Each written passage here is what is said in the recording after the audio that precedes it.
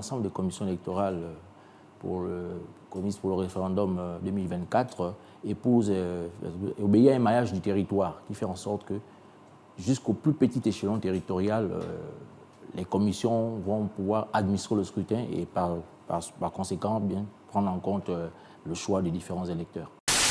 Il y a un peu plus de 104 commissions électorales, y compris les commissions consulaires. Donc, bien entendu, c'est cette catégorie. Nous sommes en direct en ce moment et des gens posent la question, moi qui suis à l'étranger, est-ce que je peux aller voter pour le référendum? Cette catégorie de personnes, les Gabonais et de l'étranger, les commissions sont bien définies et autres là, sont effectivement ont été pris en compte pour le référendum 2024.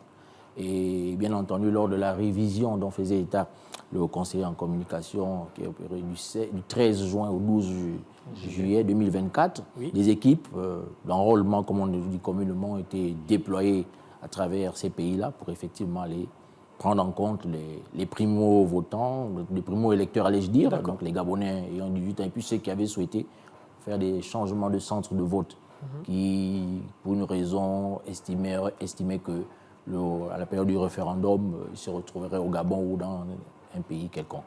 D'accord. Pour dire, il y a exactement 15 commissions électorales consulaires pour l'étranger et 89 sur le territoire national. Pour voter, il faut d'abord être inscrit sur la liste électorale. D'accord. La première chose.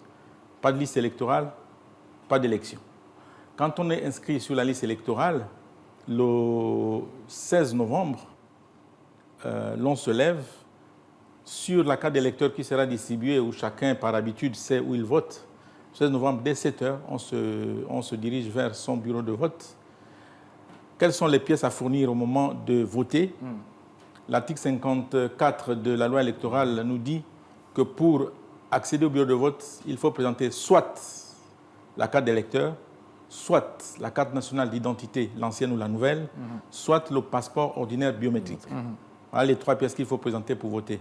Mais entendu qu'au dénominateur commun de tout cela, il faut être inscrit sur la liste électorale. C'est notre combat. C'est le combat du ministre de l'Intérieur et de la Sécurité, M. Herman Imongo. Et il l'a dit à plusieurs adresses. Déjà, la loi prévoit que les résultats, le décompte des bulletins au bureau de vote doit se faire publiquement et les résultats publiés, de façon à ce que dans les différentes strates des commissions, il y ait une célérité de transmission des résultats pour que ces résultats soient annoncés, mais vraiment le plus rapidement possible. C'est un des combats du ministère de l'Intérieur et de la Sécurité, et le ministre l'a déjà dit. On devrait faire en sorte que ces résultats soient connus le plus rapidement possible.